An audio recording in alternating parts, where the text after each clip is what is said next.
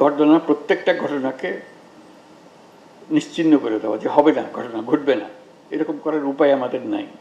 এতে ঘটনা ঘটবে, আশা করি আমাদের দেশে অন্তত ঘটবে না, কম ঘটবে, কিন্তু আমাদেরকে ক্ষোভ সম্বরণ করতে হবে যাতে এই ক্ষোভের আরেকটা কারণ সৃষ্টি না হয়, এটা আমাদেরকে করতে হবে। কাজে ওই ক্ষোভ থেকে আমাদেরকে আত্মসম্বরণ করা, এটা আমাদের বলে খুব জরুরি জিনিস হবে। আর দ্বিতীয় যেটা মনে পড়লো, আপনাদের কথার মধ্যে বহুবার এসছে, এটা হলো যে একটা দলকে, একটা রাজনৈতিক গোষ্ঠীকে আমরা এখান থেকে বিতাড়িত করেছি,